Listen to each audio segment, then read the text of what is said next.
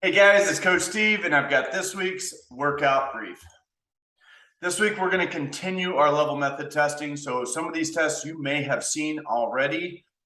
In that case, we have some other stuff programmed for you, but if you have not seen it or you feel like you could level up even farther, that's going to be the focus this week, as well as training. We want to make sure that everybody's getting a little bit of time to train and continue to improve their fitness rather than just measure. So on Monday, we're going to come in and start class with the upper body pull test. Now, we've done this once already, so if you've done it, you're going to go ahead and jump into weighted pull-ups, building to the hardest 2 reps that you can possibly do. Either one of those, you're going to get a pretty good upper body pull workout. So the focus is building strength and moving really well through that first part of the class. And we're getting into a 10-minute AMRAP. 30 double unders, 10 deadlifts, 10 pull-ups. And the goal here is that this should move pretty quickly. The double unders, there's not that many of them, generally should go unbroken. 10 deadlifts at 185 for the brown level. Weights go down pretty quickly from there. That's not the heaviest deadlift. It doesn't mean you have to do it unbroken, right? 185 for 10 reps, that's going to add up. Don't really focus on doing it unbroken, but it shouldn't be more than 2 sets, and you should definitely not be doing singles on those at any part of this workout. And then 10 pull-ups, again, close to unbroken, trying to keep moving, staying on the bar, but you do not want to go to failure on the deadlifts and the pull-ups. So break those up before you hit failure. Short rests, get back to it. No more than 2 sets on the deadlifts and pull-ups though. On Tuesday, we're going to spend the entire class working on the weightlifting test. This is at the lower levels, working on kettlebell swings. How heavy of a kettlebell can you swing? Mid levels, we're working on power cleans. And at that upper end, this is the max clean and jerk and max snatch. These are very technique intensive, very difficult movements to do really well. So the skill is going to be both tests, the clean and jerk and the snatch. And everybody's going to get a chance to play with the snatch after you've tested the power clean or the kettlebell swings. Everybody needs time to practice it. It's the only way it gets better. So spend the time, spend the entire class building in, practicing weightlifting, seeing where you can go with it, and just measure where that feels right in this instance. On Wednesday, we're doing just a long workout. It's going to be multiple 3-minute AMRAPs, as many reps as possible. All of them are going to start with a run. So it's 400-meter run and then max rep wall ball shots, rest a minute. 400-meter run, max rep kettlebell swings, rest a minute. 400-meter run, max rep push-ups. 400-meter run, max rep sit-ups. And then kind of evil 400-meter run, max cows on the bike or the rower.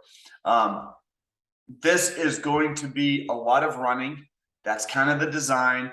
You want to be able to push that. The running should take maybe a little over half that 3 minutes, at least initially, but you're going to start grinding through this at some point if you start off too fast. So I'd rather you run a little slower in the beginning, maybe around that 2 minute per 400 range, if you're able to do that, and really get the reps so that you can continue to maintain that same speed on the 400s. That's really going to be more of the goal than going out fast early.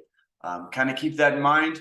This one's going to start to drag about that 3rd or 4th run. You're going to start feeling it if you go out a little too hot. But otherwise, get the run in, get in, start accumulating reps. Short breaks, you won't be able to work totally full on sprint for the 3 minutes, but 3 minutes is going to go fast. So if you take a break, you might be done. On Thursday, we're going to test the rings again. So this is one that kind of can be a struggle for a lot of people. So spending some time on it's not a bad idea. If you've already tested it though, you're going to go into a 10-round EMOM of ring dips. And I want this to be a number of ring dips that you can do exactly the same every single round, and be very consistent. This is practicing good movement on the ring dips. So if you're not to a strict ring dip yet, obviously throw a band in there, but practicing playing on the rings. Then the WOD is a 20-minute AMRAP, using those rings again for ring muscle ups, overhead squats, and burpees.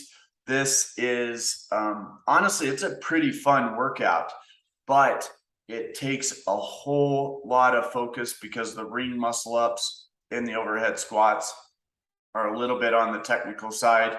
You've got to be in good positions. You've got to use a lot of musculature to get that. And all three of the movements do hit core and shoulders. So those are going to be the two to grind out. Do not go out of the gate fast on this one. 20 minutes will absolutely crush you if you try to go too fast in the beginning. Good, consistent movement is the key to this one.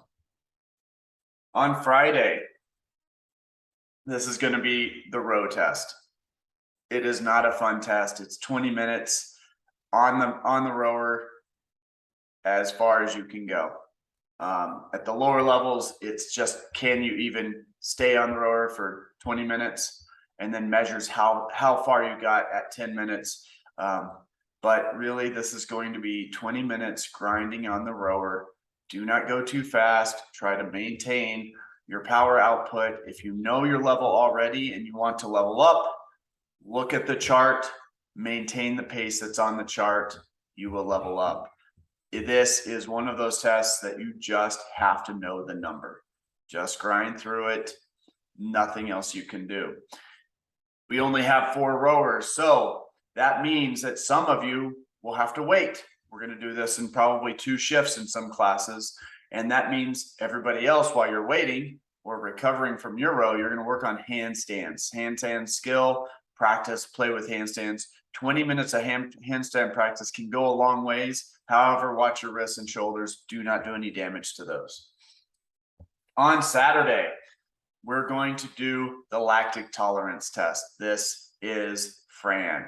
Lactic tolerance is something that is a little bit painful. We are literally getting to a point where your body is unable to maintain the power output that it's doing, and you're trying to push it to do more.